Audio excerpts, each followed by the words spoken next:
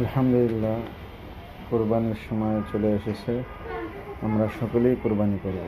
হ্যাঁ, কোরবানি নিসাব পরিমাণ মাল হলে, যেমন 7.5 তোলা স্বর্ণ এবং 52.5 তোলা রূপা পরিমাণ যদি আমার মালের মালিক থাকি, তাহলেই কি আমার উপরে কোরবানি দেওয়া ওয়াজিব। তো এই জন্য আমরা সকলেই কী করব, আমাদের মালগুলো হিসেব করে নেব। তো এই সমস্ত মালের ভিতরে আমরা যাদের অতিরিক্ত মাল, গাছ আছে, অতিরিক্ত আমার দোকান আছে, অতিরিক্ত আমার জিনিস আছে, এগুলো কি এর ভিতরে হিসেব হবে? এটা জাকাতের মতো না। এই জন্য আমরা সকলেই এটা খেয়াল করে হিসেব করে আমরা কোরবানি করার চেষ্টা করব।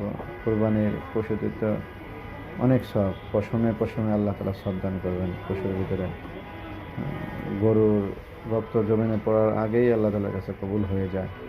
এই জন্য আল্লাহ তাআলা আমাদের সকলকে এইভাবে কোরবানি করার তৌফিক দান করে। আমিন।